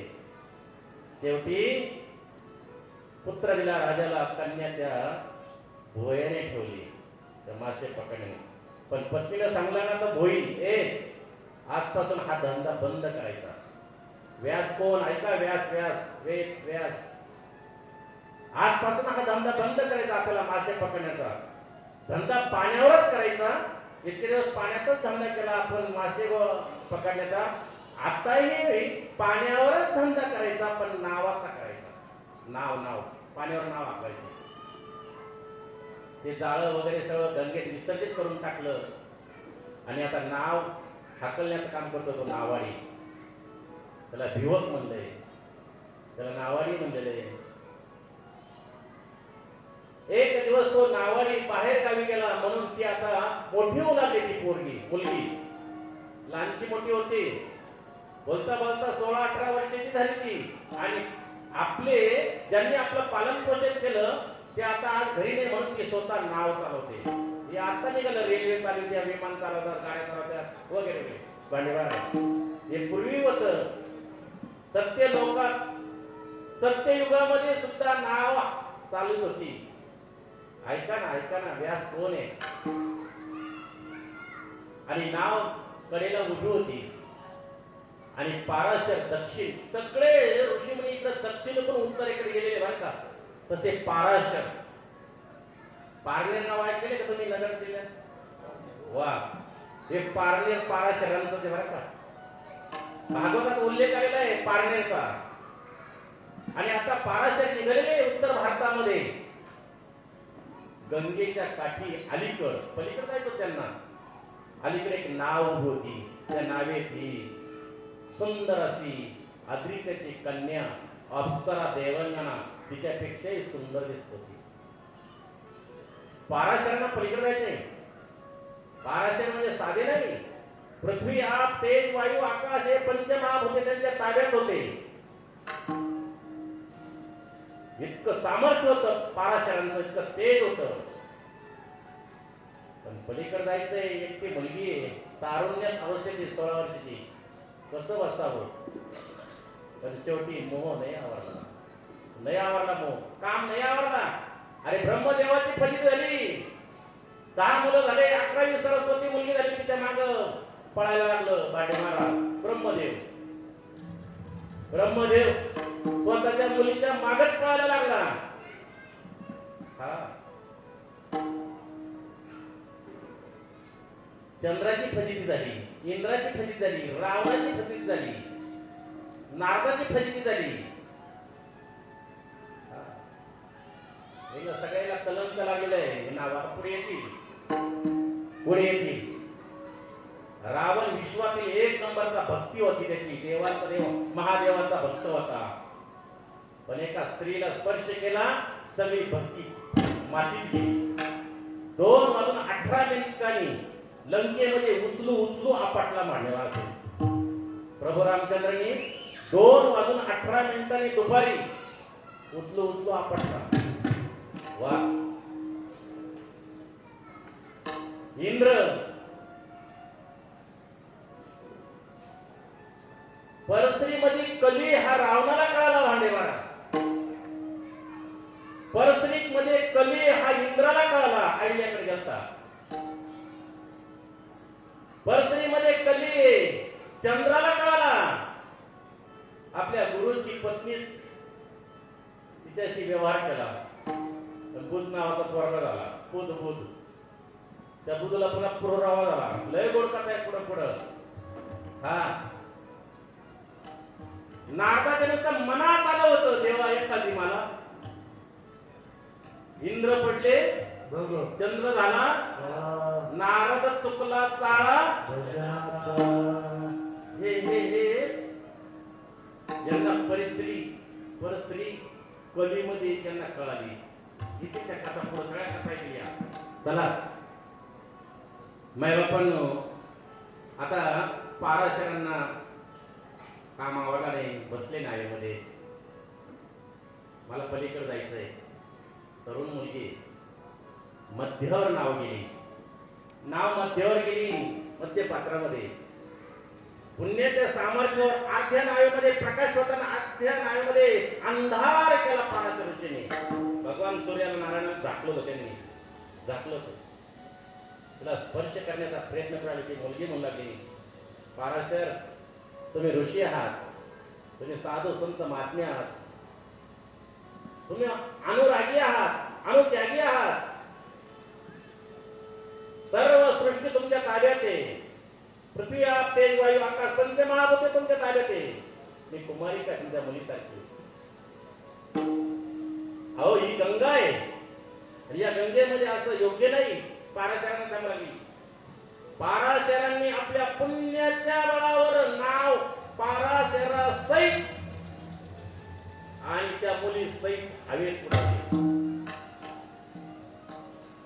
ती मुलगी सांगू लागली, पाराशर जरी तुम्ही सूर्याला झाकला, अंधार केला, चंद्र बघतोय. चंद्र धर्मराजाच्या नगरीमध्ये 4 जण जामीन असतात बरं का. धर्मराजाच्या नगरीमध्ये वर्ष श्राद्धाच्या दिवशी धर्मराजाच्या नगरीमध्ये आपल्याला उभं केलं जातं चित्रगुप्त. याचा अर्थ तो गुप्त पद्धतीने आपल्याकडे चित्र घेतो जन्मापासून मरेपर्यंत, त्याला म्हणतात चित्रगुप्त. आणि धर्मराजाच्या नगरीमध्ये 4 जामीन असतात. इथं किती खोटं बोलत चालतं, तिथं चालत नाही. तिथं चंद्र साक्षीला असतो. आपल्याला रात्रीचं कोण पाहतंय आपल्याला, तिने गंजी पेटून सोयाबीनची रात्री 2 वाजता चंद्र तिथं साक्षीला देतो. हो पडोळ सर, धर्मराजाच्या नगरीमध्ये सांगतो 2 वाजेला तो सोयाबीनची गंजी पेटावली, तिथं चंद्र साक्षीला असतो. दिवसा किती अंधार करा, तरी भगवान सूर्यनारायण तिथं साक्षीला असतो. कथा येणार आहे पुढं. साक्षीला असतो सूर्यनारायण. ज्या पृथ्वीवर आपण सगळे बसलेलो आहे, ही पृथ्वी तिथं साक्षीला असते. तू कर्म केलं, चुकीचं केलं का चांगलं केलं, कथा ऐकली का नाही ऐकली, हे सगळं त्याचं नोंद होती. तिसरा जामीन आणि चौथा जामीन हृदयातला आत्मा असतो बरं का. सर्वागटी हा तिथं साक्षाला हे चौघ साक्षाला असतं तिथं धर्मराजाच्या नगरीमध्ये. इथं चालतं सगळं खोटं हो, तिथं नाही चालत. येईल ती कथा पुढे. चला मायबापांनो, पाराशरांनी चंद्रालाही झाकलं आणि आता तिथं स्पर्श केला, नाव खाली आली, कडेला गेली. ध्रुवंताने म्हणजे पाराशराने तिला पत्नी म्हणून स्वीकारलं. पण तिने सांगितलं माझं तारुण्य जायला नकोय, माझं तारुण्य नकोय जायला. कालांतराने तिला दिवस गेले. पण ऐका, ती माशापासून झाल्यामुळे तिचा वास येत होता. वास माशांचा. काही ऋषीमुनी आले पाराशर ऋषींच्या आश्रमामध्ये आणि पाराशर ऋषींना म्हणू लागले, पाराशर तुमच्या आश्रमात माशांचा वास येतो. म्हणे हो, माझी पत्नी आहे मत्स्यगंधा. माशासारखा वास येतो म्हणून तिचं नाव काय पडलं? मत्स्यगंधा. दुर्गंधी सुटायची म्हणून तिचं दुसरं नाव दुर्गंधा. मायबापानं ते कमंडमध्ये पाणी घेतलं त्या ऋषींनी आणि असं शिंपडलं, तिचा सुगंध सुटला. तिचं तिसरं नाव पडलं सुगंधा. आणि इतका सुगंध दूर गेला 100 योजन. चौथं नाव पडलं योजनगंधा. आणि माझ्या पाराशराने तिचं नाव ठेवलं सत्यवती. काय नाव ठेवलं? सत्यवती. अशी ती सत्यवती. तिला दिवस गेले. कालांतराने सुंदर असे वेद व्यासजी अवतार करायला लागले. वेद व्यास भगवान की जय. 14 अवतारांपैकी महत्वाचा अवतार या सृष्टीत जेवढे ग्रंथ आहे तेवढे व्यासांची मती आहे. व्यास अवतार करायला आले. पाराशरांनी आता पुत्र प्राप्ती झाल्यामुळे पाराशरांनी तिचा त्याग केला. तिला सौंदर्य पुन्हा 16 वर्षाचं झालं. पण सत्यवती पाराशरांना सांगून म्हणजे पाराशर निघून गेले आणि आता व्यास आईला म्हणू लागले सत्यवतीला, आई मी पण आता आश्रमात जाणार, नामचिंतन ध्यान धारणा करणार. तुला ज्या ज्या वेळेला संकट येईल त्या वेळेला तू माझं स्मरण कर, मी तुझ्याकडे धावून येईल. असे व्यास सांगून व्यासही वनामध्ये निघून गेली. ती सत्यवती पुन्हा आपल्या त्या भयाकडे गेली, त्या नावाड्याकडे गेली. आता उद्या या सत्यवतीचा विवाह शंतनुनी राजाबरोबर होणार आहे. उद्या कथा आहे, उद्या कथा आहे. कारण शंतनुनी राजाची पहिली पत्नी गंगा, तो अगोदर गंगेशी संबंध म्हणजे विवाह झालेला होता. नंतर ही सत्यवती. उद्या खूप वंश चांगला आहे. अशा पद्धतीने श्रीमद भागवताचं महात्म्य सांगतो आपण. थोडं भजन घेऊ आणि नंतर पुढे जाऊ. जय जय राधा रमण हरी बोल. जय जय राधा रमण हरी बोल. जय जय राधा रमण हरी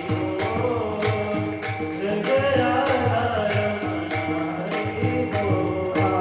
जय जय राधा रमण हरी बोल. जय जय राधा रमण हरी बोल. जय जय राधा रमण हरी बोल.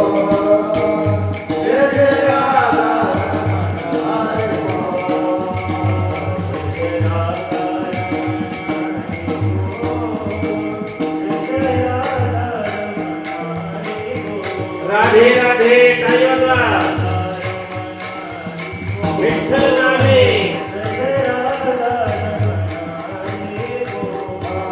जय जय राधा रमण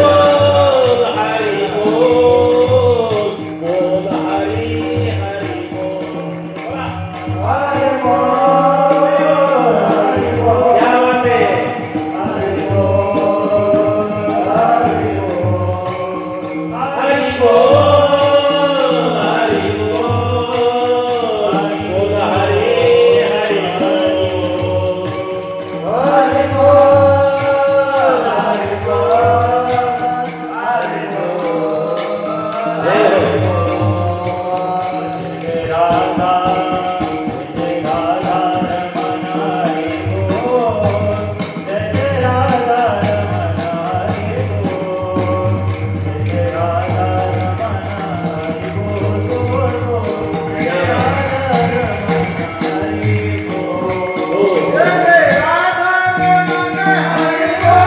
जय हो.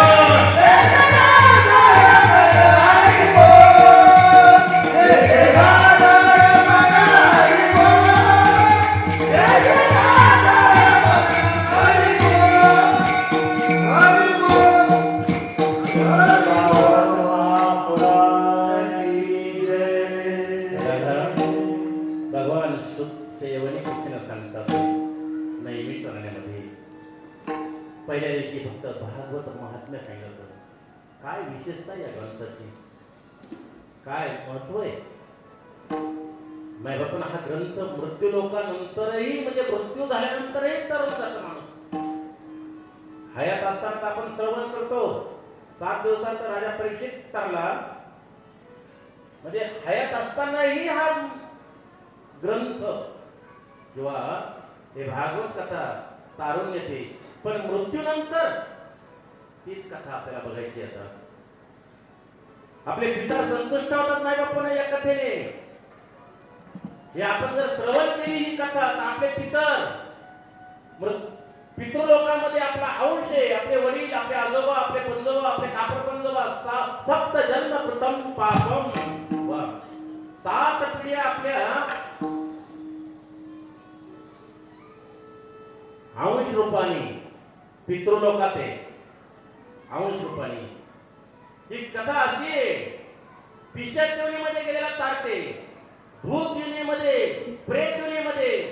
लोक म्हणे आता भूत राहिले नाही, पण ज्ञानोबराय म्हणतात पळे भूत बाधा. हे मायबापांनो, ही कथा जर आपण श्रवण केली ना, भूत बाधा काहीच करीत नाही.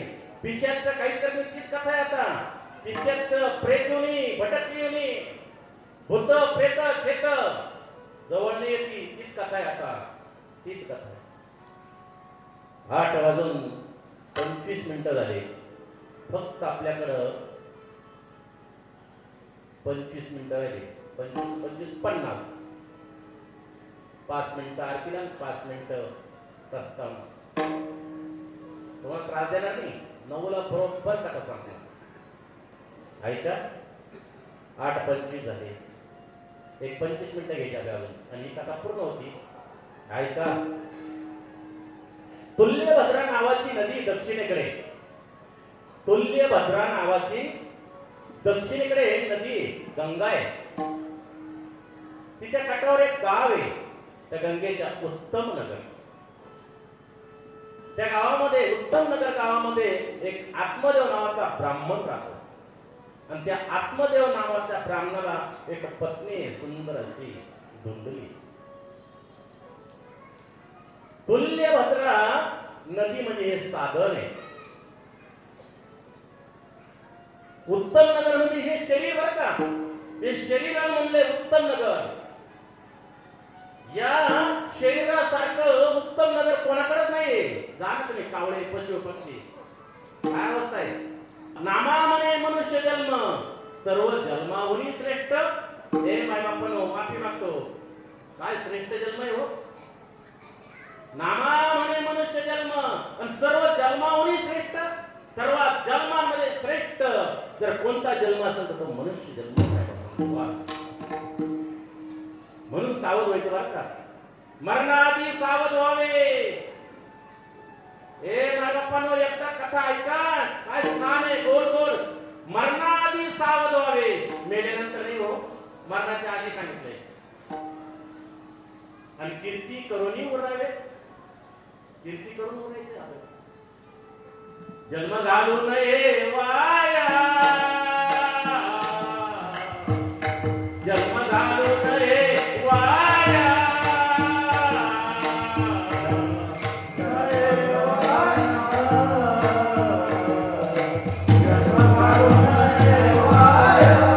ऐका हो, माणसाची उत्तम काया, माणसाची बोला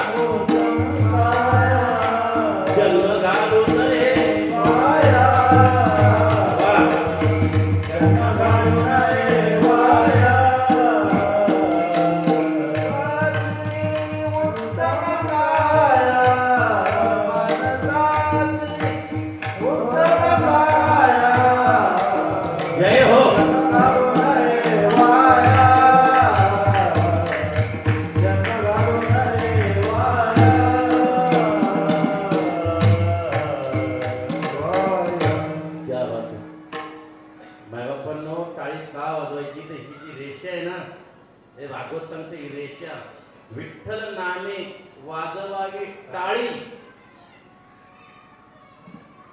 आणि तेने होय होळी महापापी. जर असलं थोडंफार पाप वगैरे तर टाळी वाजवायची गोष्ट नाही. वा, म्हणून आमचा आग्रह टाळी वाजवा. कीर्तनात टाळी होय, पातकाची होय, पातकाची होय, होय पातकाची होय. कीर्तनात टाळी होय, पातकाची होय, पातकाची होय, होय पातकाची होय. हो, काय गोडप्रमाणे हे होतात. पातकाचे पापे ते होळी होऊन जाते. म्हणून आम्ही आग्रह करतो, एक रेष आहे आपली, त्यात पाप आहे, जातं निघून. चला मग उत्तम नगर म्हणजे जे शिरळ म्हणजे उत्तम नगर, तुल्य भरात्री म्हणजे साधन, आत्मदेव म्हणजे जीवात्मा. ही कथा त्या आत्मदेवाची नसून तुमची माझी कथा आहे, हे ध्यानात घ्या. कथा या सगळ्या आपल्या आहे. उत्तम नगर म्हणजे शरीर, आत्मदेव म्हणजे आत्मा, जीवात्मा, आणि धुंदुली म्हणजे बुद्धी. धुंदुली म्हणजे बुद्धी. ऐका ना, आत्मदेव नावाचा ब्राह्मण आहे, हा धनवान आहे, हा श्रीमंत आहे, कडगंज संपत्ती आहे, पण पुत्र प्राप्ती नाही. बरं, हे पुत्र प्राप्ती ज्यांना मुलगा नाही ना त्यांना एवढं दुःख नाही, समाजाला जास्त दुःख आहे, याला पोर नाही. अगदी अगदी ज्यांना मुलगा आणि त्यांना एवढं दुःख नाही, लोकांना का दुःख. तसंच हे आत्मदेवाला गावाचे लोक हिनवित होते. त्याला काही एवढं दुःख नव्हतं, संततीने त्याचं दुःख नव्हतं, दोघा नवरा बायकोला, पण गावातले हिनवित होते. हे कथा सांगते, ऐका ना. फळ जर लावलं तर त्याला, म्हणजे वृक्ष जर लावला, आंबे चिक्कू, तर त्याला फळं येत नव्हते. तुळस लावली तर ती होत नव्हती. गायला वासरू झालंच नाही, म्हणजे कधी व्याधीच नाही, ती दूधच नाही कधी गायला. राजा ब्राह्मण आत्मदेव कंटाळून गेला. लोक बाहेर नको ते बोलायला लागले. धुंदली ही काय विरोधाभासामध्ये राहायची. धुंदली म्हणजे बुद्धी. जीवाला वाटलं कथेला जावं, पण बुद्धी म्हणजे दादा गावचा बाबा काय करताय. बुद्धी म्हणजे बुद्धी. जीवाला वाटतं जावा, कथा ऐकावा, पण बुद्धीला नाही वाटत. बुद्धीने येऊन देत, बुद्धी येऊ नाही देत. हो, ऐका. ती विरोधाभासात आहे. जीवात्म्याच्या विरोधाभासात ही धुंदली म्हणजे बुद्धी.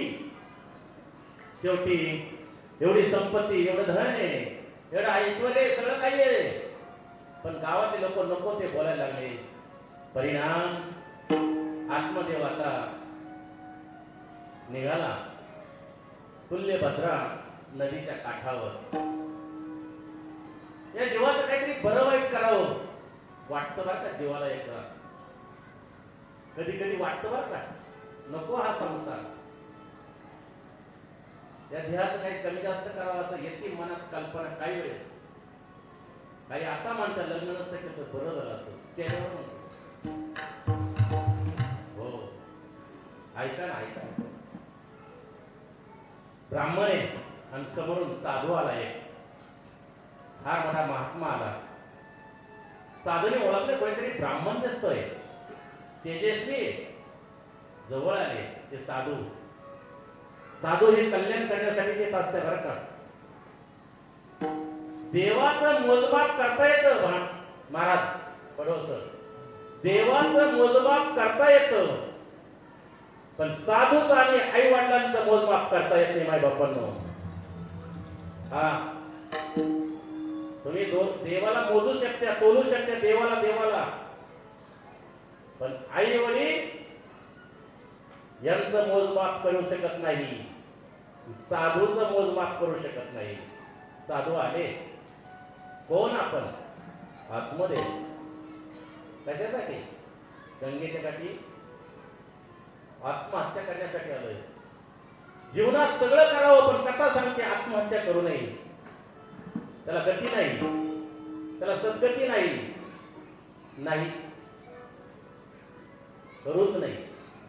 मायबापांनो, आत्महत्या करण्याचा विचार आहे. त्यावेळेला साधून विचारलं, एवढा त्यागी का?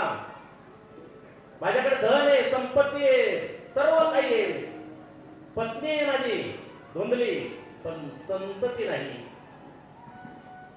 काही कधी व्याली नाही, दूध नाही, तुळस लावली तर कधी झालीच नाही, जळून जाते. वृक्ष आंबा आहे पण त्याला फळ नाही. चिक्कूचं झाड म्हणजे वृक्ष आहे पण फळ नाही त्याला.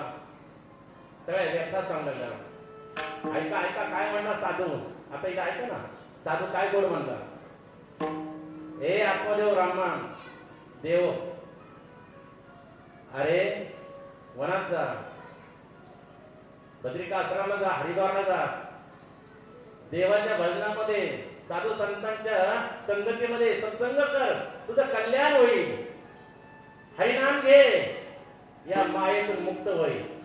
घे घे घे हरिनाम घे, सारी सोडून दे. हरिनाम घे, माया सारी सोडून दे. घे घे घे हरिनाम घे, माया सारी सोडून दे. घे घे हरिनाम घे, माया सारी सोडून दे. या संसारापायी, या संसारापायी, संसारापायी, संसारापायी, घे घे हा. घे घे घे सोडून दे. घे घे घे हरिनाम घे, माया हो. सारी सोडून दे. हो, तर साधू म्हणतोय, अरे हे मायागाळ सोडून दे, जा ऋषींच्या आश्रमामध्ये ध्यान धारणा कर, चिंतन कर, नामस्मरण, हित होईल, तुझं कल्याण होईल. साधूचं ऐकलं नाही. त्याची कर्म रेषा म्हणजे आपण त्याला कपाळ बघितलं तर याच्यात 7 जन्म पुत्र प्राप्ती नाही.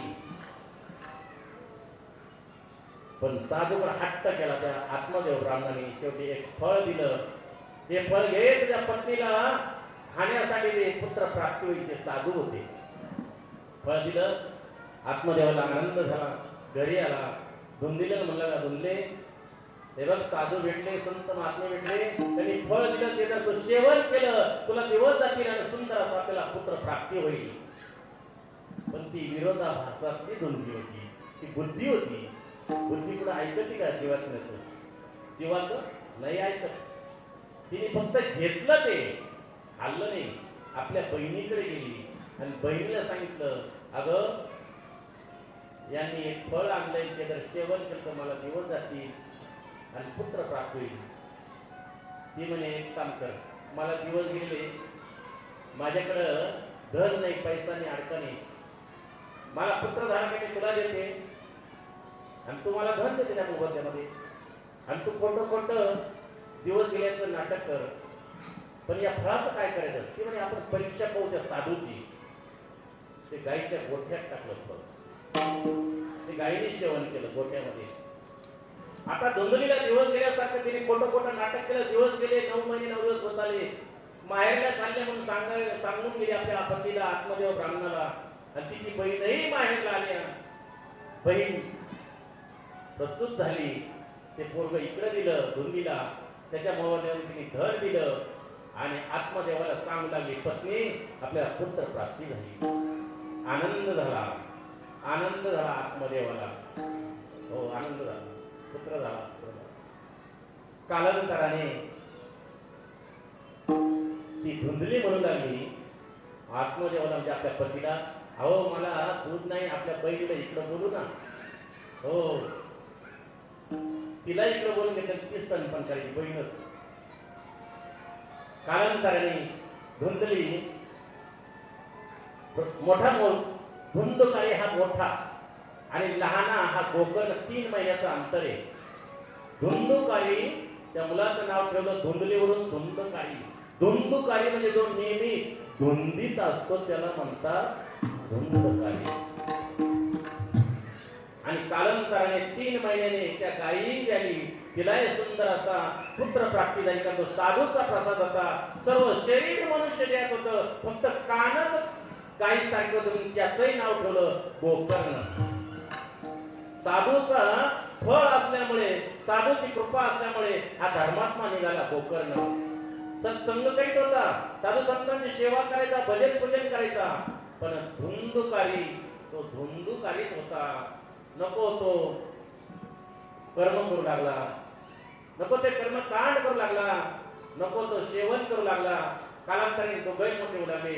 एक दिवस पिताश्रींना कळलं आपलं धन आटत चाललंय, संपत चाललंय, म्हणून धुंदुकारीने आपल्या आत्मदेव पिताश्रींकडे धनाची मागणी केली, पैशाची मागणी केली. आत्मदेव ब्राह्मण दिले नाही. त्या क्षणी धुंदुकारीने आपल्या पिताश्रीच्या कमरात लाथ घातली.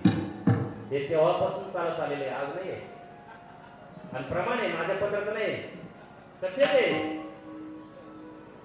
माझे पैठणचे मालक म्हणतात, पुत्र होई पित्याचा. आपल्या पदार्थ काहीच नाही, एक शब्द माझ्या पदार्थ नाही. पुत्र होई पित्याचा वैरी, ते माझे नाथ बाबा पैठणचे म्हणतात. आणि श्रीमद भागवत म्हणतंय, भगवान सुत शैवनिकला म्हणतात, आत्मदेवाच्या कमरात लाथ घातली धन न दिल्यामुळे. धन न दिल्यामुळे आजही कलियुगात ती अवस्था भरपूर आहे. हो, जशी लात मारली तर गोकर्णाच्या चरणावर जाऊन पडला. आत्मदेव नावाचा ब्राह्मण गोकर्णाने उचलला आपल्या पिताश्रीला. पिताश्री कसला पुत्र, कसली पत्नी, कसलं तुम्ही ज्या म्हणजे जेव्हा साधू म्हणले ते वनात जाता व्हा ऐकलं नाही, आता गोकर्ण म्हणतो वनात निघून जा. तेव्हा लात, तेव्हा साधू अगोदरच सांगत होते, तेव्हा ऐकलं नाही साधूचं, पण आता कमरात लात बसली. आता गोकर्ण म्हणतो तुम्ही उत्तर भारतात निघून जा आणि ध्यान धारणा करून तिकडेच आपला देह समर्पित करा. गोकर्णाचं ऐकलं, गोकर्णाने उपदेश केला आपल्या वडिलांना. आत्मदेव ब्राह्मण निघून गेले आणि तिकडेच आपला देह समर्पित केला. कालांतराने धुंदुकारी आता 5 वेश्यांना ठेवू लागलाय. शब्द, स्पर्श, रस, गंध आणि रूप या 5 वेश्या बरं का, या प्रत्येकाला त्रास देतात. हे पंचविषय यांनाच वेश्या म्हटलंय. शब्द, स्पर्श, रस, गंध आणि रूप या पंचविषयामध्ये तो ग्रासला गेला. आता या वेश्यांमध्ये आईकडे धन मागतोय, धुंदुलीकडे धन मागतोय. आता धन राहिलं नाही. रात्रीची वेळ होती, धुंदली अंधारामध्ये मारला. ऐका ना, आई गेली, बाप गेला, गोकर्ण गेला. आता त्या वेश्यांनी जळत लाकूड, कारण राजाची चोरी करून आनंद यायचा त्यांना, जळत लाकूड मुखात टाकलं, अंगावर सगळा विस्तू टाकला अंगावर, आणि तडफडत तडफडत तडफडत धुंदुकारीचा प्राण गेला. त्याचे अंतसंस्कार झाले नाही, त्याच्यावर कुठलं कर्म झालं नाही, त्याला प्रेतयोनी म्हणतात. मृतपालांतर हा शरीराचा म्हणजे लक्षणीय ठाव स्मशानीचा झाला प्रेत रूप शरीराचा भाव. हे प्रेत होतं, प्रेत.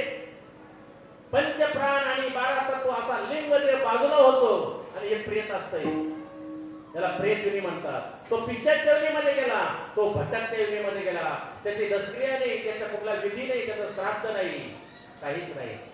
कोण करेल? गावातील काही लोक गयेला गेले होते आणि नेमका तिथं गोकर्ण गयेला होता. गावातल्याने सांगितलं, ए गोकर्ण, अरे तुझा भाऊ धुंदुकारी मृत पावलाय, तुझी आई मृत पावलेली.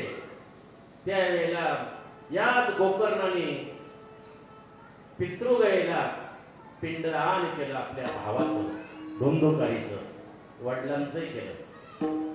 इकडं बिंदुसोर मातृगया म्हणतात, तिथं भगवान विष्णूच्या डोळ्यातून अश्रू पडलेले, बिंदू बिंदू बिंदू कथा येते पुढे. आता डोळ्यातून अश्रू पडले म्हणून बिंदू सरोवर, त्याला मातृगया म्हणतात.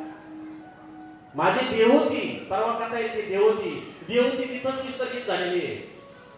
देवती कपिलांची आई, चला पुढे सांगेल आल्यावर प्रसंग. मायबापांनो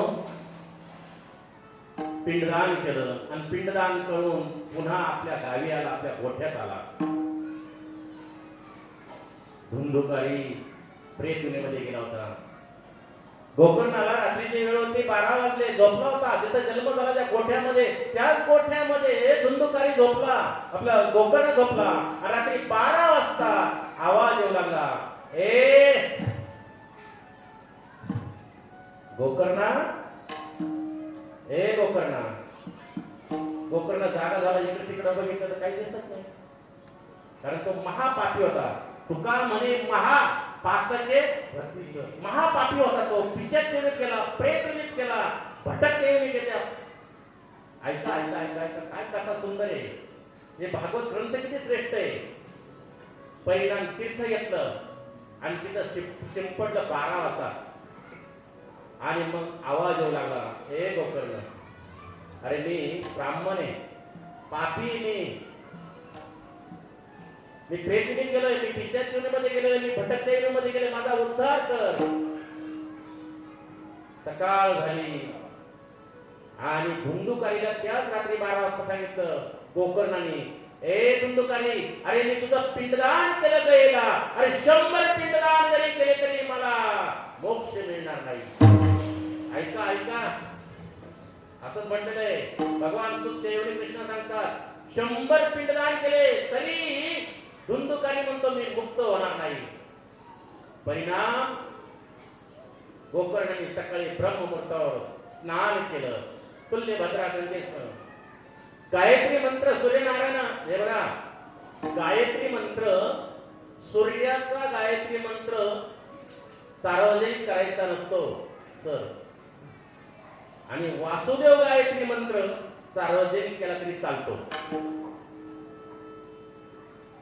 वासुदेव गायत्री मंत्र, ओम नमो भगवते वासुदेवाय नमः, हा वासुदेव गायत्री मंत्र आहे. पण तो दुसरा जो गायत्री मंत्र आहे, सूर्य गायत्री मंत्र, तो सार्वजनिक करता येत नाही. जसं रामकृष्ण हरी हा जनरल आहे. नीट ऐका, नीट ऐका. आपली मालिका आपल्याला स्वतःला माहित पाहिजे. आपण सगळे माळकरी आहोत, आपण सर्व माळकरी आहोत. मी माझी मालिका सांगतो, ऐका. हंस 24 अवतारांपैकी एक हंस. हंस माझी स्वतःची माळ सांगतो गळ्यातली. हंस, हंसाच्या पुढे ब्रह्मा, ब्रह्माच्या पुढे आत्री, समोर नारायण मौली बसलेले. आत्री, आत्रीच्या नंतर दत्तात्रय, दत्तात्रय नारायण बाबा, नारायण बाबांच्या पुढे लक्ष्मण बाबा, लक्ष्मण बाबांच्या पुढे बलभीम, बलभीमच्या पुढे सखायानंद, सखायानंदांच्या पुढे शांताबाई, शांताबाईंच्या पुढे बंडा, बंडा महाराजांच्या पुढे नारायण मौले, केरो बाबा. आणि केरो बाबांच्या पुढे, माझं सांगतो, केरो बाबांच्या पुढे लक्ष्मण महाराज घोटीचे, घोटी. त्यांच्या पुढे अण्णा महाराज आहेर, आणि अण्णा महाराजांच्या आहेरांच्या पुढे नरहरी महाराज घोडे. ही माझी मालिका आहे, वैयक्तिक माझी. रामकृष्ण हरी हा जनरल मंत्र आहे. जसा सूर्य गायत्री मंत्र सांगता येत, सांगितलं जात एकमेकाला. पुढे प्रबोध, पुढे प्रबोध आहे. रामकृष्ण हरी जनरल, पुढे प्रबोध. आमचे शिष्य बसले म्हणून मला आता हे सांगायचं पाहिजे. हा, आत्मज्ञान, नंतर आत्मसाक्षात्कार, या पायऱ्या आहे परमार्थाच्या. स्थूलदेव, कारणदेव, महाकारणदेव, जागृती, स्वप्नी, सुसुप्ती, उन्मनी, 17वी अवस्था परमार्थाची तुर्य अवस्था आहे. 16वी अवस्था उन्मनी आहे. स्थूलदेव, स्वप्नदेव, कारण मध्ये 4, महाकारणदेव मध्ये 4, 8 आणि 9 17 होतात. 17. रामकृष्ण हरी मंत्राने सुद्धा उन्मनी अवस्था प्राप्त होते संजीव. रामकृष्ण नामी दयाशी लादली, काय ताकद आहे रामकृष्ण हरी मध्ये सुद्धा. चला शेवटी आत्मदेव ब्राह्मण, आपलं गोकर्ण गायत्री मंत्राचा जप केला, स्नान केलं, भगवान आकाशवाणी झाली, भगवान सूर्यनारायण प्रसन्न झाले. हे गोकर्ण, तुझा भाऊ धुंद काढले तर मुक्ती हवी, मोक्ष हवाय, तर 7 दिवस श्रीमद भागवत महापुराण आपल्या गावामध्ये कथा श्रवण कर आणि कथा सगळ्यांना निमंत्रण दे गावामध्ये, आणि सर्वांना निमंत्रण देऊन तू स्वतः व्यासपीठावर बसून गोकर्णाला सांगितलं तू सांग श्रीमद भागवत महापुराण 24 अवतारांचं वर्णन जे भगवान सुखदेवांनी राजा परीक्षितला सांगितले. शेवटी सर्व गोकर्णाने सर्व गावातील लोकांना निमंत्रण दिलं. सगळे लोक जमा झाले, व्यासपीठ लावलं आणि व्यासपीठावर स्वतः गोकर्ण बसले आणि तो धुंदुकारीचा आत्मा बांबूला 7 कांडे, त्या 2 कांड्यांच्या मध्ये पोकळी असते, भांडे महाराज 2 कांड्यांच्या मध्ये पोकळी असते, पोकळी, त्या पोकळीमध्ये हा प्रेत योनी, भटक योनी, पिशाच योनी लावून बसली. हो, आणि कथा सुरू झाली. पहिल्या दिवशी कथा झाली, पहिलं कांड फाटलं, 2, 3, 4, 5, 6, 7 दिवस कथा संपली आणि 7 कांडे मोकळे झाले आणि असा दिव्य पुरुष त्यातून प्रगट झाला आणि भगवंताचं विमान आलं, पुष्पक विमान. विमानचा अर्थ तुम्ही म्हणता तर त्याला विमानाचे आपल्याला काय तुम्ही बरं तुमचं जाऊ द्या, येथे 56 भागवत झाले, याला काय येते नाही म्हणजे मला विमानचा अर्थ समजून घ्या. विमान म्हणजे अभिमान, विमान, अभिमान वेगळा करा, अभिमान वेगळा करा, अहंकार वेगळा करा. वि म्हणजे वेगळा आणि मान म्हणजे अभिमान, तो वेगळा करा, विमान येतं घ्यायला.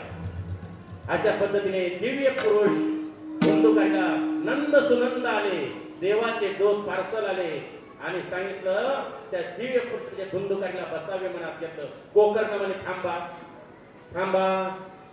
काय झालं? नंद सुनंद म्हणे काय झालं? अहो म्हणे आजच्या गावाने कथा ऐकली, तुम्ही फक्त धुंदुकारीला घेऊन चालले, दिव्य पुरुष झाला त्याचा. अहो म्हणे ते नंद सुनंद म्हणजे त्यांनी जशी कथा ऐकली तशी तुम्ही नाही ऐकली, त्यांनी जशी कथा ऐकली तशी तुम्ही नाही ऐकली. तुम्ही असं करा, त्याच्यासारखं ऐका, तुम्हालाही विमान येईल. पुन्हा सगळ्या गावकऱ्यांना बोलवलं, पुन्हा 7 दिवस कथा झाली आणि सगळ्यांना विमान घेऊन गेलं. इतकं श्रीमद भागवत महापुराणाचे महत्व आहे, महात्म्य. का प्रेत योनीमध्ये गेलेला, पिशाच योनीमध्ये गेलेला, भटक योनीमध्ये गेलेला म्हणजे मृत्यूनंतरही उद्धार करणारी कथा म्हणजे श्रीमद भागवत महापुराण. हे 56 भागवते पैकी 30-35 भागवत मी गरुड पुराणाची भागवत तासात 1 तासात.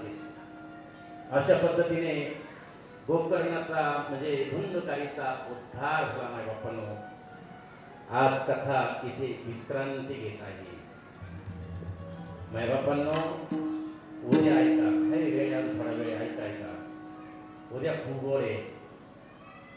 ही सत्यवती उद्या शांतनी राजाला मिळणार. तिला 2 पुत्र होणार उद्या.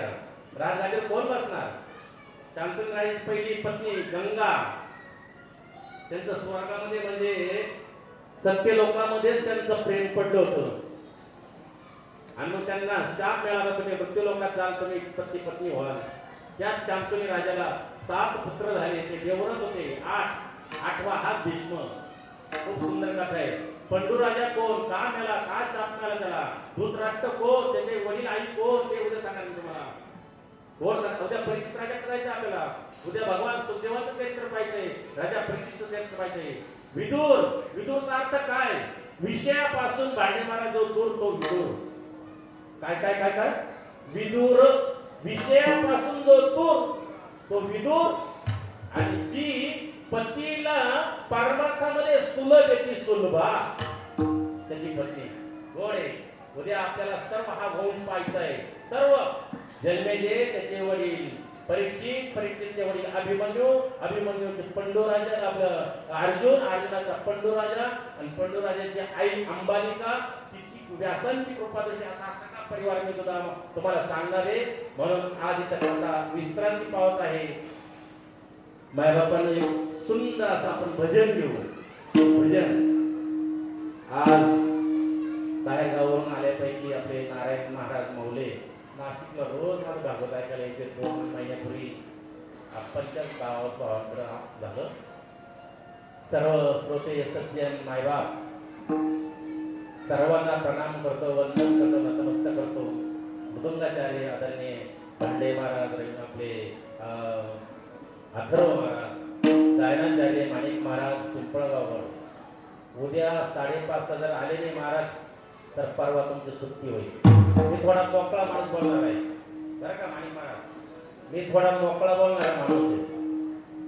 5:30ला तुम्ही आले तर ठीक, परवा दुसरा गायक पाहिला जाईल. माणिक महाराजांना धन्यवाद. आदरणीय लक्ष्मी महाराज पडोळ नेहमीच साधतात, त्यांना धन्यवाद. संजय भाऊला धन्यवाद. सर्व श्रोते सचिन मायपप्पांना धन्यवाद. आणि सर्व आपले अध्यक्ष, उपाध्यक्ष, सर्व संचालक आणि सर्व काशी समाजालाही धन्यवाद करून सेवेला इथं विश्रांती देतो. कथेला 1-2 मिनिटाचं सुंदर भजन होईल आणि नंतर आपण आरती घेऊन आणि नंतर पुढचा प्रोग्राम. हरी बोला.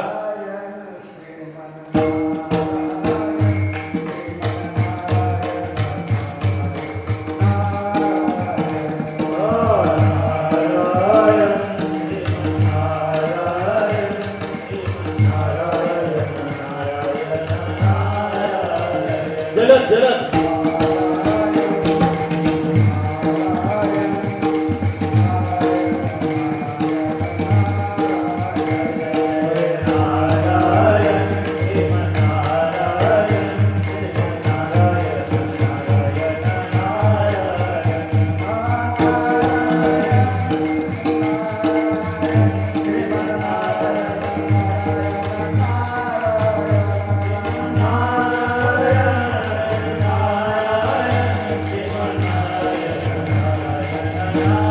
राधे राधे.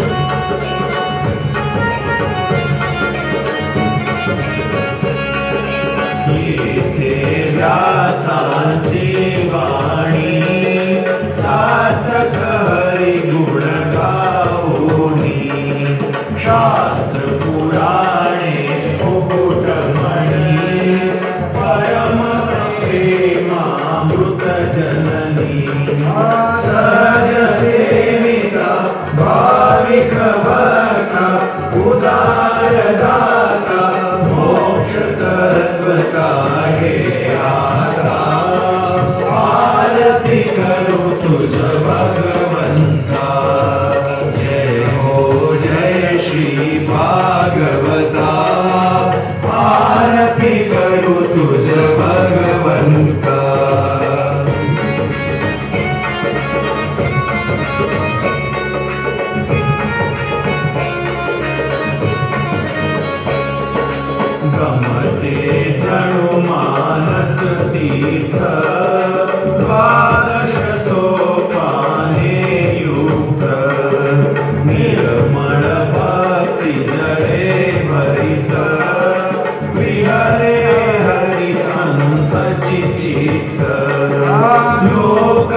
कमळे संत गीता जय हो जय श्री भागवता आरती करू तुझ भगवंता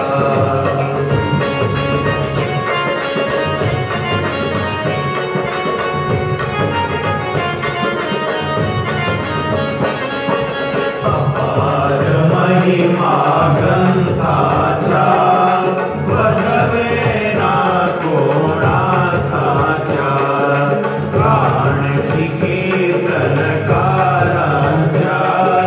मेवा कविवर संतांच्या जणू बोधाच्या स्वयंप्रभेच्या द्वादश गणीच्या रवियंकरीच्या आरती करू तुझ भगवंता